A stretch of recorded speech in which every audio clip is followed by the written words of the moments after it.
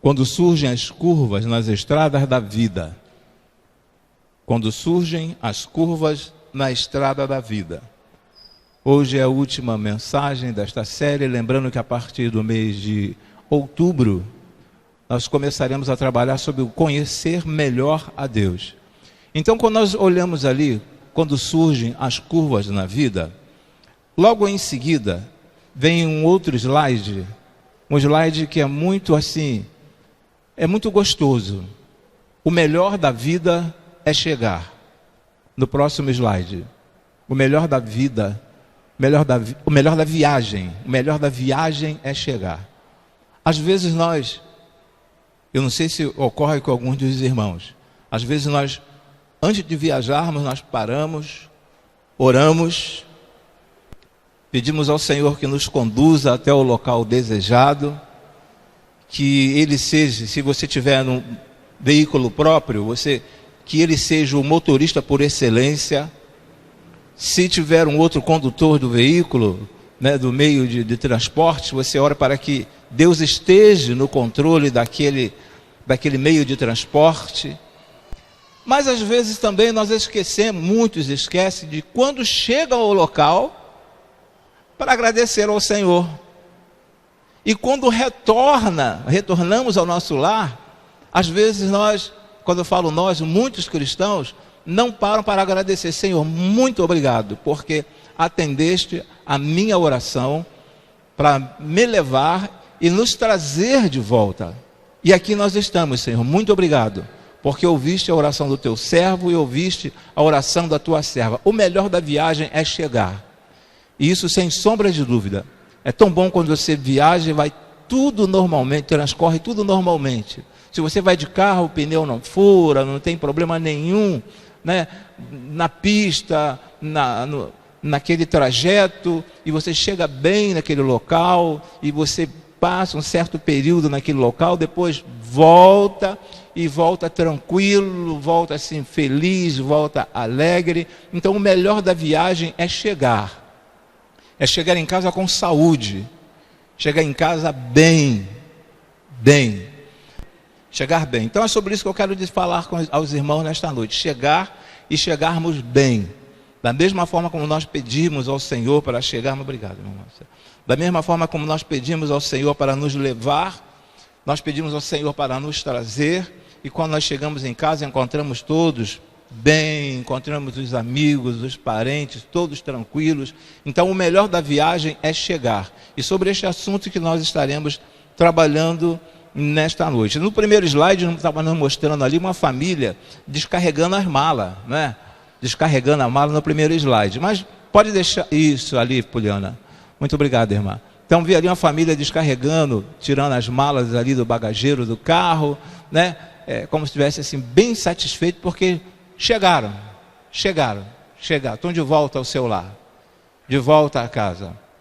Aliás, não existe coisa melhor do que a nossa própria casa, Você pode viajar para onde for, mas na tua casa, ali é o teu habitat, ali você fica bem à vontade. Muito bem, pela folha que os irmãos têm aí em mãos, quando surgem as curvas nas estradas da vida, o melhor da viagem é chegar. E aí vem o Salmo de número 16 e parte do versículo de número 5. Portanto, o melhor ainda está por vir. O melhor ainda está por vir. Na nossa vida espiritual, às vezes nós achamos que já chegamos ao ápice, já chegamos no topo da pirâmide, já chegamos lá em cima, onde não tem mais como avançar e crescer na vida. Mas Deus ainda tem coisas melhores para cada um de nós. E por isso o salmista, ele coloca assim, és tu que garante o meu futuro. És tu que garante o meu futuro. Logo aí na introdução, está escrito na folha dos irmãos: nas estradas da vida, quando estamos voltando para a nossa casa, cada quilômetro é uma vitória. E creia, o pior já passou e o melhor está por vir. Por vezes acontece algum incidente no transcorrer da viagem, Às vezes levamos alguns sustos no veículo próprio, né? Ou de ônibus, quando faz uma viagem interestadual, ou de repente pega uma turbulência, o avião dá aquela, né? Aquela sacudida, de repente o avião desce um pouquinho e você leva um susto, mas aqui na introdução está nos falando que na estrada da vida, quando estamos voltando para a nossa casa, cada quilômetro é uma vitória. E creia, o que já passou e o melhor está por vir. O melhor está por vir. Você está vivendo um bom momento na sua vida hoje, mas o melhor ainda está por vir. Melhor ainda está por vir. Pastor, já cheguei num ponto em que, olha, graças a Deus, olha, cheguei onde eu queria. Você chegou onde você queria, mas o Senhor tem coisas ainda maiores para você, coisas grandiosas para você. Nunca esqueça, está na folha dos irmãos, nunca se esqueça das coisas que Deus já fez por você e pelos seus. Nós chegamos a falar na semana passada a respeito disso aqui. Nunca se esqueça das coisas que Deus já fez por você. Não podemos esquecer, sabe, das maravilhas que Deus já realizou em nossas vidas. Quem é mãe sabe que um dos melhores momentos é quando, principalmente no primeiro filho. Nasceu a criança e quando a enfermeira limpa aquela criança, cortou aquele cordão umbilical e limpa a criança e traz para você, sabe, deve ser uma alegria. Nós homens não temos esse sentimento que vocês, mãe, têm ao pegar o filho e colocar no colo, aqui mesmo deitado ali naquele quarto, naquele hospital. Nós homens não imaginamos a alegria que deve partir do coração de vocês. Então nunca se esqueça das coisas que Deus já fez por você e pelos seus também, porque a tendência nossa é sempre, de alguns seres humanos, é sempre ficar reclamando da vida e não parando para lembrar do que Deus já fez, por cada um de nós. Aí, nunca se esqueça das coisas que Deus já fez por você e pelos seus. Aí no próximo slide nos diz o seguinte: bendiga o Senhor a minha alma, não esqueça nenhuma de suas bênçãos.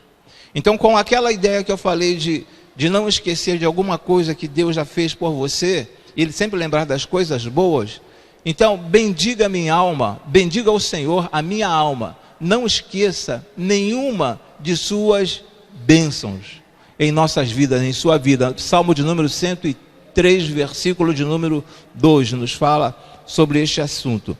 No próximo slide, pode trocar, irmã Poliana.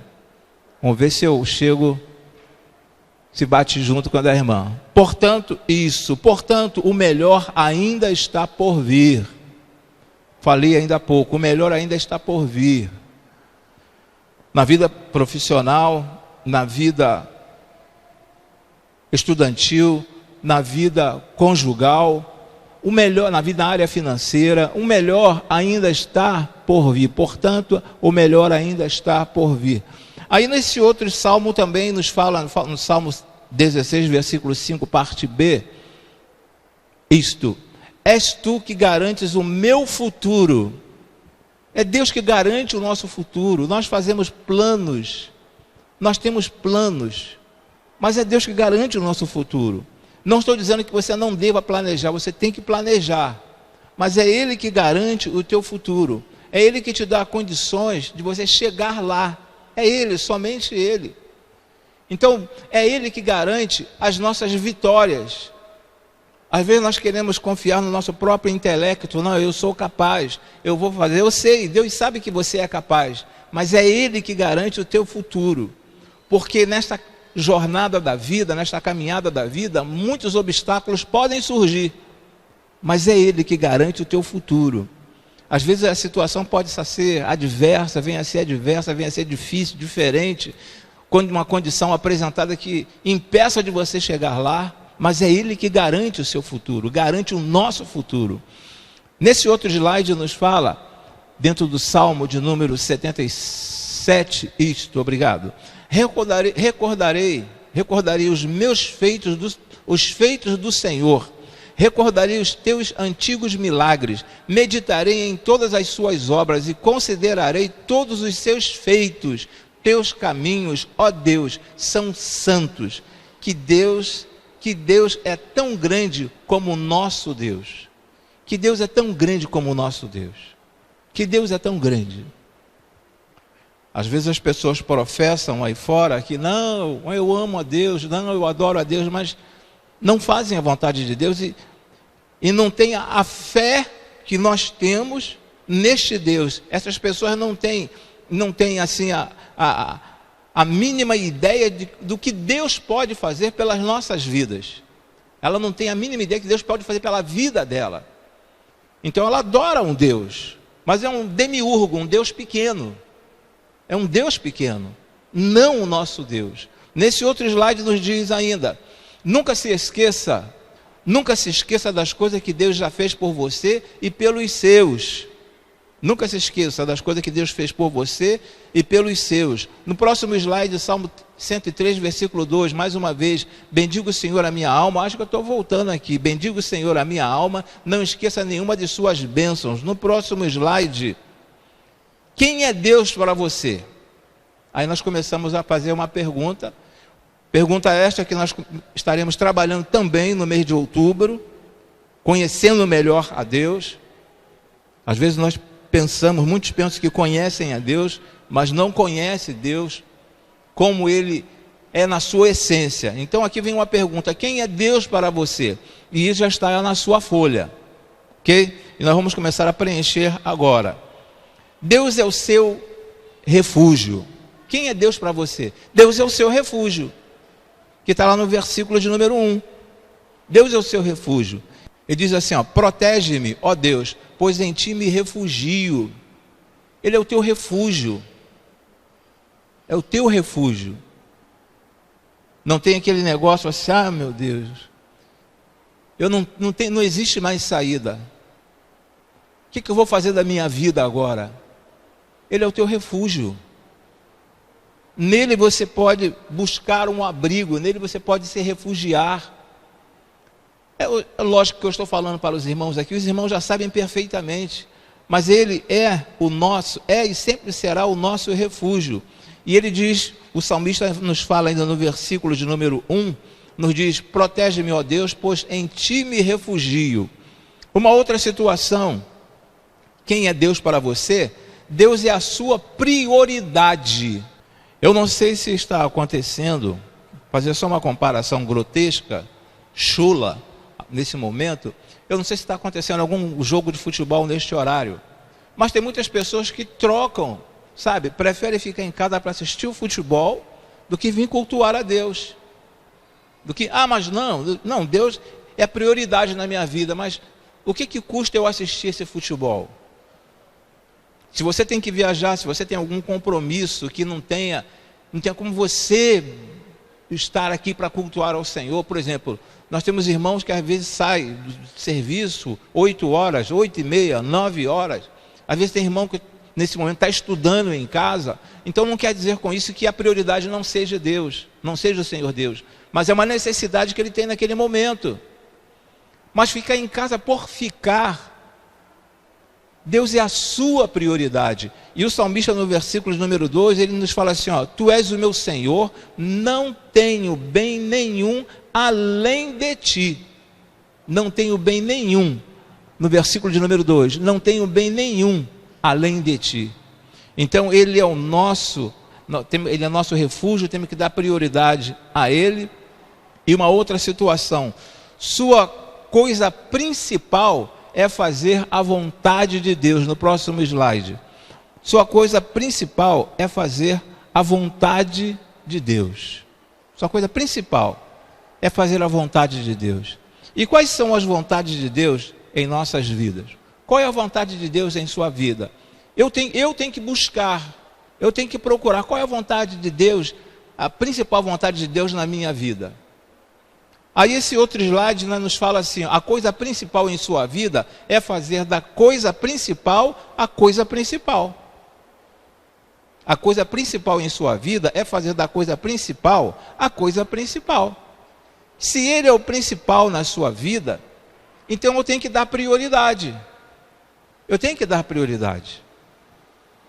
Às vezes nós falamos algumas coisas de púlpito e as pessoas interpretam de uma forma totalmente diferente ou equivocada. Às vezes nós falamos, graças a Deus, eu glorifico a Deus que a cada quarta-feira eu peço à irmã Fátima para fazer 35 cópias. Eu não sei se ainda tem alguma folha lá atrás. Não sei se tem alguma folha lá atrás ainda. 2, uma, só tem uma folha. Então, antigamente sobravam 15 folhas. Sobravam muitas folhas. E o número era, por exemplo, era menos do que esse grupo que nós temos aqui, ó. Era menos do que esse grupo. Então, está aumentando. Então os irmãos estão observando, estão sentindo que Deus é a coisa principal, é um fator principal em suas vidas. Um fator principal em suas vidas. Então quando eu falo que às vezes as pessoas não entendem o que eu falo, é que quando eu digo que o domingo à noite é que dá ibope. Domingo à noite dá ibope. Eu vou com a minha melhor roupa, eu vou ter uma participação, mas quarta-feira, domingo pela manhã, não vou não estou afim não. A não ser aqueles que já estão compromissados, a não ser aqueles que estão estudando. Mas parece dar a entender, subentende-se que domingo à noite é que dá ibope. Mas não pensem que é só na nossa igreja. Conversando com vários pastores, eles também falam a respeito disso. Cláudio, quarta-feira na igreja, são pouquíssimas pessoas. Pouquíssimas pessoas. Eu até entendo num período em que todos estão trabalhando, no horário normal, tempo integral, em que todos estejam estudando, eu entendo perfeitamente isso. E quando me questionam, eu falo, não, estão estudando, os jovens e adolescentes estão estudando, estudam à noite. Estudam à noite. Alguns não conseguiram chegar do trabalho porque pega esse trânsito horrível, não tem como chegar no horário aqui. Não tem como chegar no horário. Mas graças a Deus que nós estamos vivendo um momento em que está aumentando o número de irmãos para cultuar ao Senhor. E não ser somente aquele crente de domingo à noite. Um crente de domingo à noite. Eu ia fazer uma comparação aqui, mas não vale nem a pena fazer essa comparação. Vamos lá. Prosseguindo, nos fala assim, como você vê Deus em sua vida? Como você vê Deus em sua vida?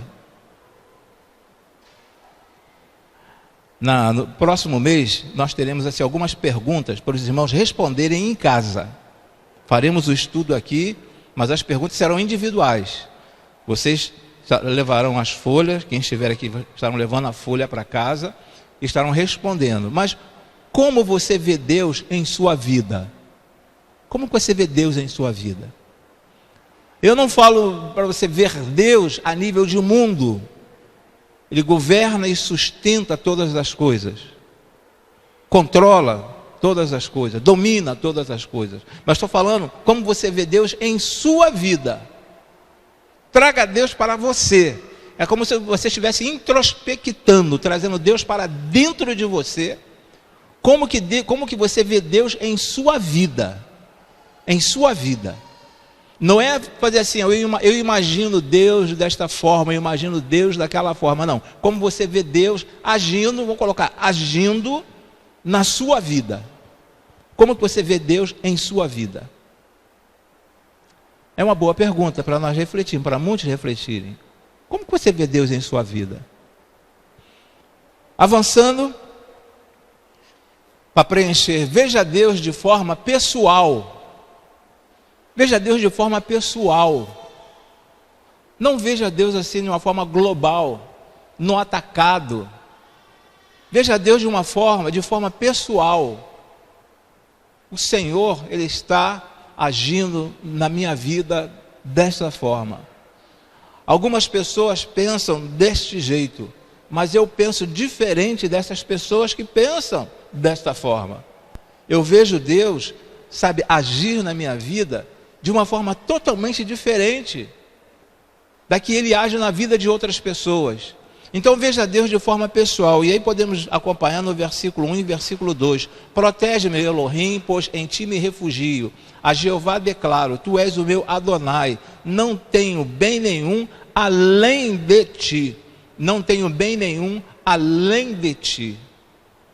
Podemos ter muitas coisas, mas o bem maior é o Senhor em nossas vidas.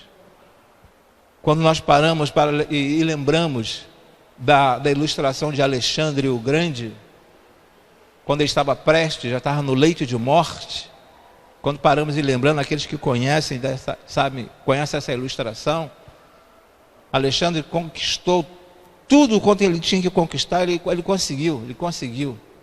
Mas no leito de morte, ele fez ali, deu algumas orientações para os seus súditos, para que cumprissem.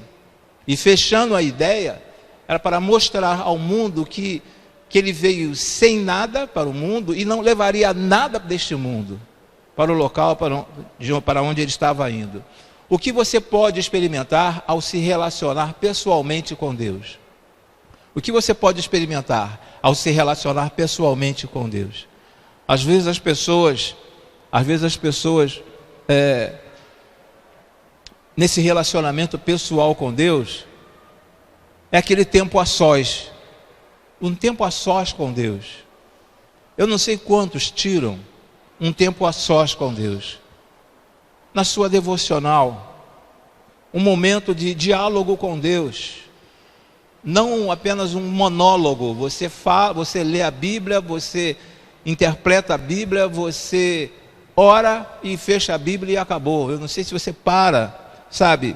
e fica em silêncio, tentando entender o que Deus quer para a sua vida, o que Deus está falando ao teu coração naquele momento, o que você pode experimentar ao se relacionar pessoalmente com Deus, ter aquela comunhão perfeita com o Senhor, ter aquele momento de estar a sós com Deus. Às vezes, pela multidão de atividades que surgem em nossas vidas, muitos nem conseguem, nem pegam a Bíblia no decorrer do dia para ler. Nem pegam a Bíblia. Orar só durante o almoço ou no horário da janta. Eu falo de um tempo a sós com Deus. Você e Deus. Você e Deus. A ponto de você entrar no quarto e seu filho querer entrar no quarto e você falar ou para o esposo ou para a esposa: não entra não, porque a sua mãe está num momento a sós com Deus. Não entra não, porque teu pai está num momento a sós com Deus. Não entra não, porque o nosso filho não conversa não, porque o nosso filho está num momento a sós com Deus. É você e Deus. Você conversando com Deus, mas tendo um diálogo, não um monólogo, deixando Deus falar ao teu coração. O que você pode experimentar ao se relacionar pessoalmente com Deus. Vamos ver o que nós podemos experimentar quando nós nos relacionamos pessoalmente com Deus. Deus vai te mostrar como você é especial. Ele vai te mostrar como você é especial. Às vezes nós falamos assim: não, você é príncipe, você é uma princesa do Senhor. Mas às vezes falamos como se fosse assim, já um jargão. Príncipe do Senhor, princesa do Senhor. Mas Deus vai te mostrar como você é especial para Ele. No versículo de número 3, nos diz assim: quanto aos fiéis que na terra, eles é que são os notáveis, em quem está todo o meu prazer.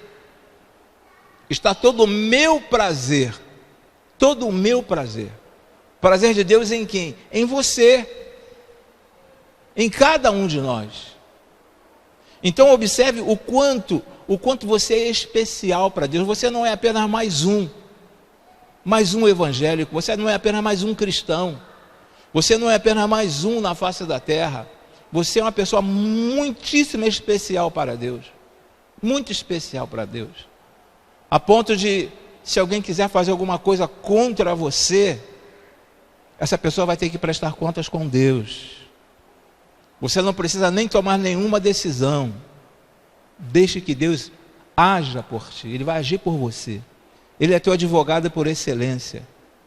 Ele é teu advogado por excelência. Ele vai agir por você. No número 2, Deus vai te mostrar o que Ele quer. Que Ele quer exclusividade. Deus vai te mostrar que Ele quer exclusividade. É uma vida voltada para Ele. Uma vida voltada para Ele. Às vezes eu converso com algumas pessoas, as pessoas falam assim, ó, toda a honra e toda a glória para Ele. Mas é um dedo apontado para cima e 3 aqui para baixo, ó. Toda a honra é para Ele. Ele quer exclusividade para Ele. Exclusividade. Exclusividade. Já contei que certa feita eu ouvi, uma pessoa passou por mim e falou assim, e aí pastor, mandei bem? Mandei bem? No culto. Teve uma participação no culto, aí falei, mandei bem pastor, mandei bem. Mandou bem para quem? Mandou bem para os homens. Ele quis dizer isso, bem para os homens, não para Deus. Deus vai te mostrar que Ele quer exclusividade. Tudo quanto nós viermos a fazer tem que ser exclusivo para Ele. Tem que ser, se eu subo aqui, tudo o que eu fizer aqui, até a nível de uma higienização, de uma limpeza, tem que ser uma coisa assim, pensando no Senhor. Zacarias, pai de João Batista, ele entrou para queimar o incenso e ele tinha que entrar ali, aquele sacerdote, mas lá dentro o anjo falou a ele, se apresentou a ele e ele saiu dali mudo, porque ele não fez o que tinha que fazer com excelência ali dentro. Não fez o que tinha que fazer com excelência. E às vezes as pessoas, muitos cristãos, estou colocando no plural, muitos cristãos vão para a igreja, igual eu falei, de domingo à noite, vão para a igreja, porque domingo à noite dá ibope. Domingo à noite dá ibope. A igreja está cheia, a igreja está lotada. A exclusividade é mesmo se tivéssemos 2 irmãos aqui, mas com o mesmo fervor, cultuando ao Senhor. Quem estivesse pregando com o mesmo fervor, como se a igreja estivesse lotada. É exclusividade. Isso é exclusividade. Se eu estou cantando, tenho que cantar com exclusividade. Isso é para o Senhor. Senhor, som do meu coração. Tem até um cântico que fala, Senhor, sonda e me conhece. Sondas e me conhece. É Deus sondando o nosso coração. Não é estar pregando e falar assim, será que eu estou bem aqui? Será que eu estou conseguindo superar o pastor Jorge? Será que eu estou conseguindo superar o irmão Antônio na pregação? Eu estou superando? Não, Deus quer exclusividade. Exclusividade. De repente alguma pessoa pode até não saber ler. Eu conheci um homem que não sabia ler nem escrever. Ele era convidado para pregar, ele ia para o púlpito, ele escolhia um texto, e a pessoa lia o texto para ele, e ele na sua dificuldade de leitura, Deus falava ao coração daquele homem, tinha que ver que mensagem saía daquele homem. Deus enviava, Deus fazia aquele homem falar, trazer uma mensagem para a igreja, uma mensagem maravilhosa, sem fugir do texto. Então Deus, Ele quer exclusividade. Tudo quanto nós fizermos tem que ser com exclusividade. Se tiver que varrer, vou varrer com exclusividade. Fazer o melhor. Não ser apenas eficiente, mas ser eficaz. Agir com uma eficácia muito grande. Deus vai te mostrar que Ele quer exclusividade. Aí o versículo 4, parte A, nos diz assim, ó, grande será o sofrimento dos que correm atrás de outros deuses. Grande será o sofrimento dos que correm atrás de outros deuses. Porque não valoriza a Deus. Eu recebi um vídeo essa semana, no WhatsApp, de uma pessoa, nem sei quem é aquela pessoa que está falando lá naquele vídeo, que no carnaval de 2020, sim, apresentaram Cristo de diversas formas, diversas maneiras apresentaram Cristo. E aí o homem falou assim, o que vocês fizerem em 2021 não haverá carnaval. Em 2021 não haverá carnaval. segundo o vídeo, né? Mas de repente pode entrar uma pessoa aí meio assim, pensando diferente, e pode reverter essa situação, mas vamos falar assim, em contrapartida, em 2001 nós não teremos um carnaval. Por quê? Grande será o sofrimento dos que correm atrás de outros deuses. Se Deus quiser, essa agremiação pelo qual eu desfilo, se Deus quiser, nós conseguiremos, seremos um dos primeiros. Se Deus quiser, coloca o nome de Deus, mas no momento lá dos carros alegóricos, está lá um Cristo seminu, ou nu, ou com outro tipo de roupa, ou tipo de vestes. Então, grande será o sofrimento dos que correm atrás de outros deuses. Avançando, tudo que ganha a sua atenção, rouba o seu coração. Tudo que ganha a sua atenção, rouba o seu coração. Rouba o seu coração. Eu gosto tanto. Já ouviram essa expressão? Eu adoro essa minha roupa, eu adoro esse meu carro, eu adoro. Essa expressão de adorar é somente a Deus. Só Ele é digno de adoração. Só Ele é digno de adoração. Tudo que você ganha, tudo que ganha a sua atenção, rouba o seu coração. Isso aqui é por demais importante para mim. Por demais importante para mim. Eu não abro mão disso aqui por nada. Quando eu falo por nada, nem por Deus. Avançando um pouco mais. Deus garante o seu futuro, foi o que nós lemos no versículo de número 5. Deus garante o seu futuro. Irmãos, nós fazemos planos. E mais uma vez, quando eu já falei aqui, os irmãos, falhar em planejar é planejar, falhar. Nós precisamos fazer um planejamento, seja um planejamento a nível de orçamento familiar, seja um planejamento a nível de família, de construção de família, seja um planejamento a nível de guardar um determinado valor, para no final do ano eu poder desfrutar daquele valor. Precisa de um planejamento. Nós precisamos planejar, mas acima do nosso planejamento está Deus. Deus está acima do nosso planejamento. É Ele que tem que assinar. Ele que é o arquiteto por excelência. Arquiteto por excelência. Não falei arquiteto do universo. Falei arquiteto por excelência. Arquiteto por excelência. Ok? Então Deus garante o seu futuro. O seu futuro. Você não sabe, nós não sabemos o que nos aguarda, o que te aguarda. A nível de coisas magníficas, de coisas grandiosas, nós não sabemos. No versículo número 5, Senhor, Tu és a minha porção e o meu cálice. És Tu que garantes o meu futuro. És Tu que garante o meu futuro. És Tu que garante o meu futuro. Ele garante o nosso futuro. Até porque a própria palavra nos diz que antes que nós nascêssemos, Deus já nos conhecia no ventre da nossa mãe. Ele já nos conhecia no ventre da nossa mãe. Então dá para ter uma ideia, ter uma noção de futuro, do que Deus pode fazer, que Ele tem para você a nível de futuro. No número 4 nos diz o seguinte: Deus tem uma herança para você. Deus, Ele tem uma herança para você. Versículo de número 6, parte B, nos diz assim: tenho uma bela herança. Que herança é essa? Irmãos, herança maior do que habitar ao lado de Deus eternamente. Não existe herança maior.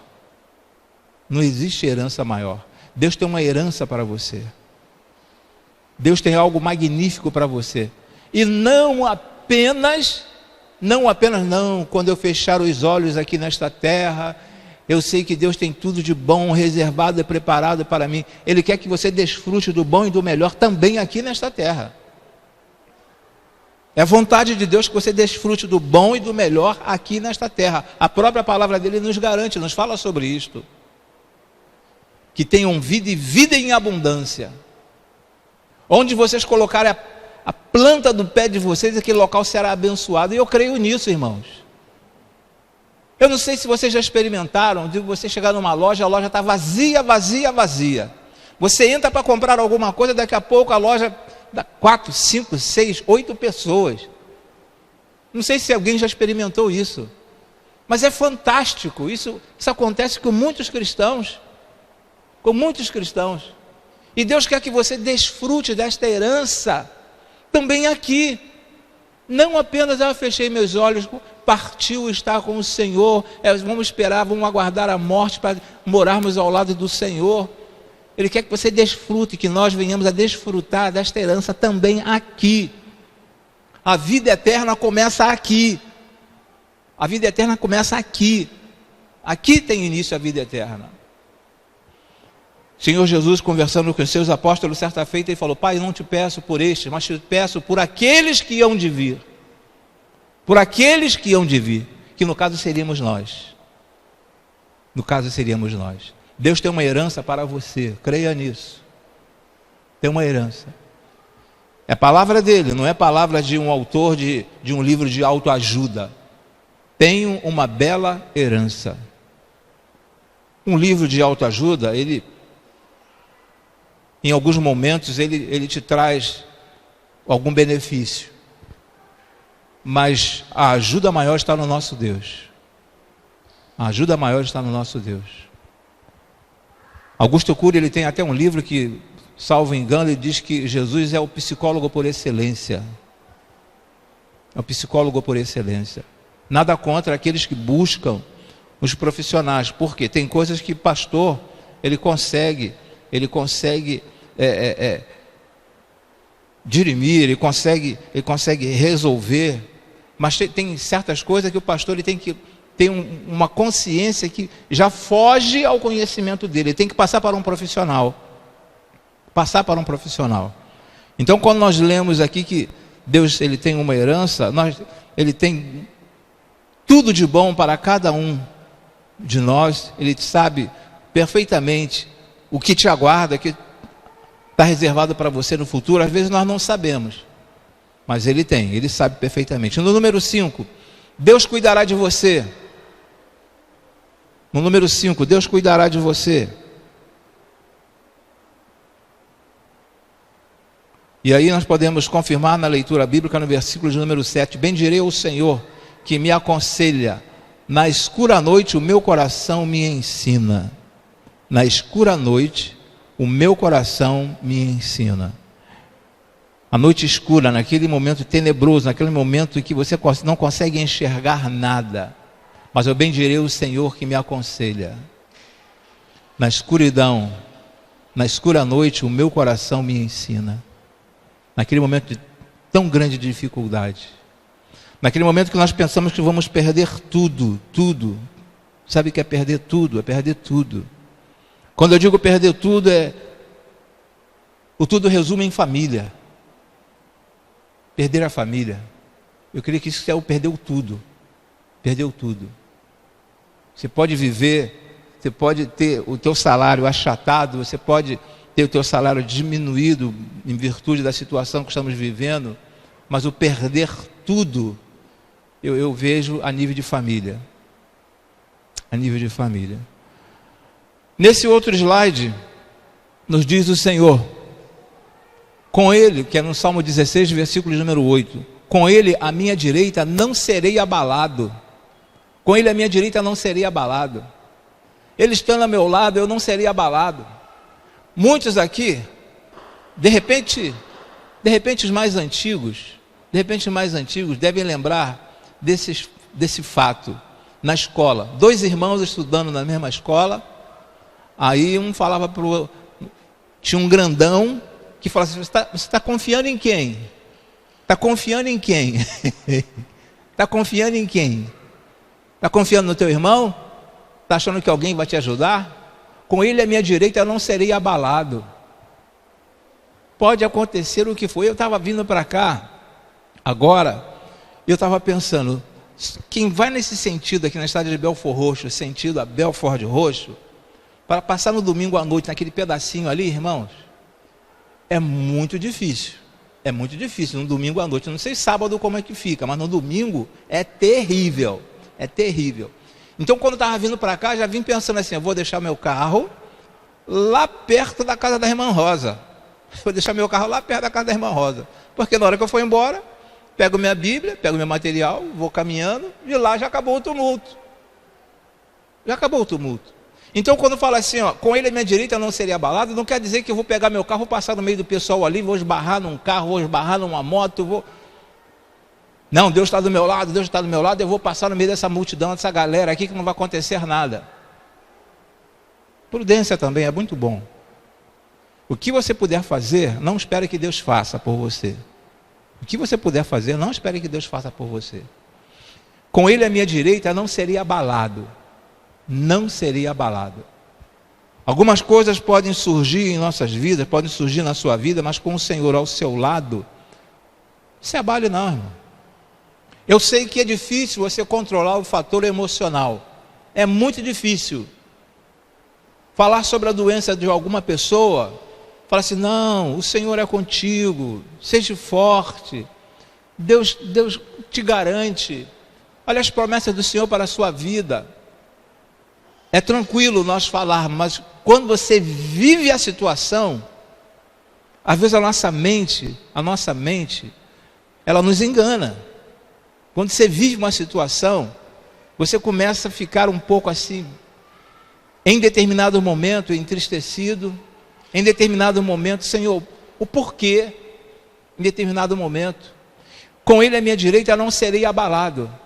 Então, aconteça o que acontecer na sua vida, ou possa vir a acontecer, se o Senhor está ao seu lado, irmão, não tema, não tema, não tema, porque existe um propósito para todas as coisas. O versículo de número,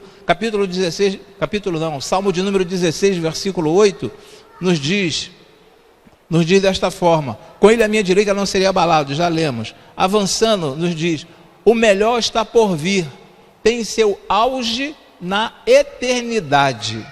Tem seu auge, o seu auge na eternidade. O melhor está por vir, tem o seu auge na eternidade. Aí que será o top de tudo. O top de tudo. Porque isso aí já está garantido. Para você que aceitou o Senhor Jesus, para nós que permanecemos firmes na sua palavra, isso aí já está garantido, É o top, ok? Aí, lendo, avançando um pouquinho mais, vamos ver sobre esse auge na eternidade. Creia na sua ressurreição. Creia na sua ressurreição. O que nos diz no versículo de número 10? Porque tu não me abandonarás no sepulcro. Quando fala que creia na sua ressurreição, não está se referindo na ressurreição de Jesus, está referindo na sua ressurreição. Que você vai ressuscitar. Você não vai ficar eternamente lá debaixo da terra. Então creia na sua ressurreição, porque tu não me abandonarás no sepulcro. Não me abandonarás no sepulcro. Avançando, já prestes a encerrarmos. Creia no arrebatamento. Foi um tema assim, muito gostoso que nós trabalhamos no decorrer deste ano, sobre a ressurreição, sobre o arrebatamento, sobre a volta de Cristo. Então creia no arrebatamento, creia que o Senhor virá para buscar a igreja dele. Eu preciso crer nisso, mas crer não é apenas assim, eu leio, eu sei que está aqui na Bíblia. É como se estivéssemos assim ansioso e pudéssemos falar conforme está escrito aqui na Bíblia: Maranata, vem Senhor Jesus, vem logo Senhor Jesus, venha rápido Senhor, porque nós estamos passando por momentos dificílimos. Então creia no arrebatamento. A Bíblia nos fala que primeiro ressurgirão aqueles que estão mortos, depois nós que estamos vivos subiremos, encontraremos com ele nas nuvens ou nos ares. Mas então creia no arrebatamento. No versículo 10, parte B e versículo 11, nos diz assim: nem permitirás que o teu santo sofra decomposição, tu me farás conhecer a vereda da vida, a alegria plena da tua presença, eterno prazer à tua direita. Eterno prazer à tua direita. O melhor está por vir. No próximo slide, o melhor está por vir. Está tudo bem na tua vida? Tudo tranquilo na tua vida? Mas o melhor ainda está por vir, irmãos. Independentemente da idade, independentemente de que você esteja passando, mas o melhor ainda está por vir. Pastor, cheguei agora, sou chefe do setor onde eu trabalho. Mas isso aí não é o tudo para Deus na sua vida. Deus ainda tem coisa melhor para você. E tem coisa melhor para você. Cheguei onde tinha que chegar, pastor. Não, você não chegou onde tinha que chegar, porque Deus tem coisa melhor para você. Avançando, então Pedro lhe respondeu: nós deixamos tudo para seguir-te. Que será de nós? Jesus lhes disse: digo-lhes a verdade, por ocasião da regeneração de todas as coisas. Quando o Filho do Homem se assentar em seu trono glorioso, vocês que me seguiram também se assentarão em 12 tronos para julgar as 12 tribos de Israel. Olha o Senhor Jesus falando ali para os 12 dele.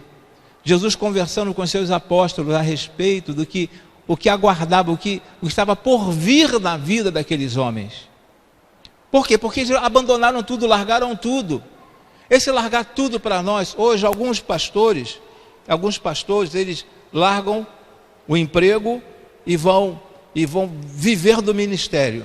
Mas já ouvi um pastor dizer o seguinte: eu confio no Deus desse povo, mas não confio no povo desse Deus. Mas não confio no povo desse Deus. Já ouvi alguns pastores falando nisso. Então, querido, o Senhor Jesus, conversando com os seus apóstolos, estava falando o que os aguardava, o que estava por vir na vida deles. Eles desfrutaram aqui na face da terra. Lógico que muitos deles foram mártires ou foram martirizados, mas eles desfrutaram de um bom momento ao lado do Senhor Jesus, conviver com Jesus. Acho que foi uma coisa grandiosa para cada um deles, a ponto de alguns deles falarem assim: olha, eu não sou digno de ser crucificado conforme tu, conforme Cristo. Eu quero ser crucificado de cabeça para baixo. Crucificado de cabeça para baixo.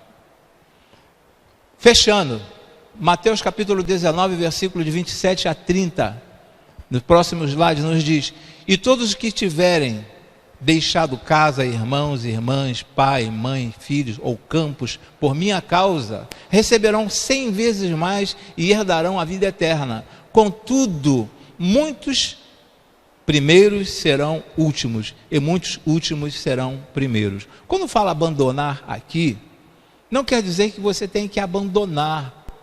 Eu vou sair de casa porque meus pais não são evangélicos, eu vou abandonar meus pais.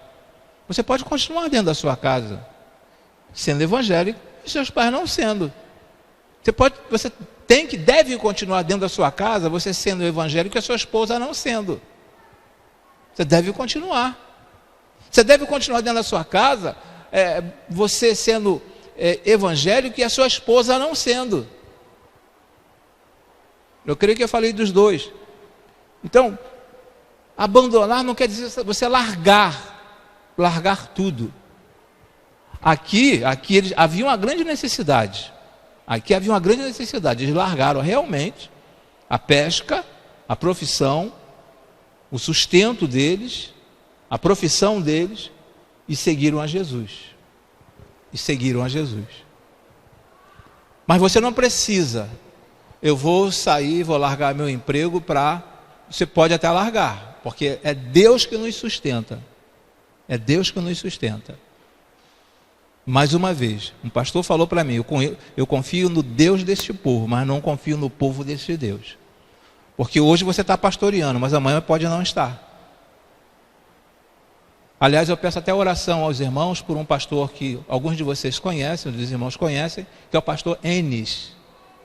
Não sei quantos conhecem o pastor Enes. Ele foi pastor aqui em Boa Esperança, ou em Nova Esperança, aqui na frente. É Nova Esperança ou Boa Esperança aqui na frente? Nova Esperança, né? Nova Esperança. Ele foi pastor aqui. Está no sul, vivendo do ministério. Teve um AVC.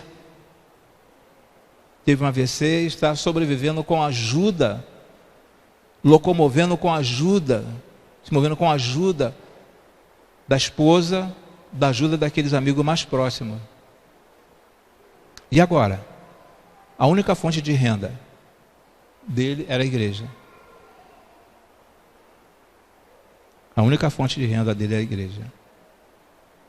Quando é uma igreja que verdadeiramente ela se coloca à disposição do Senhor,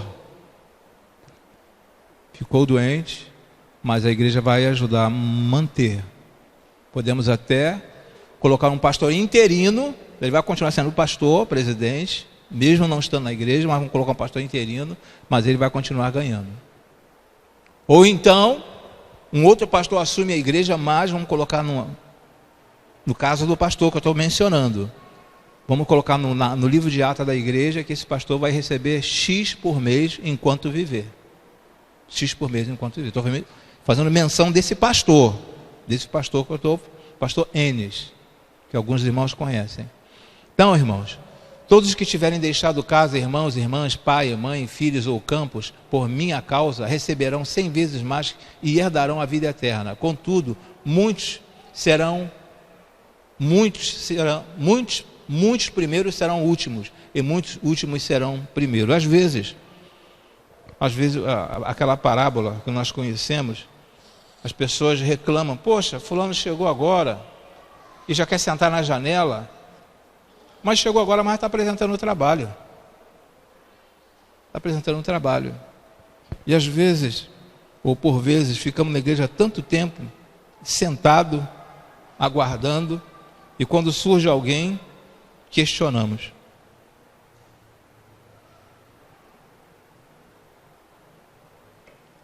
Então, só relembrando aos irmãos, fechamos aqui essa série de mensagens. No próximo mês, se assim o Senhor permitir, já há um planejamento para conhecermos melhor ao Senhor, conhecermos melhor a Deus.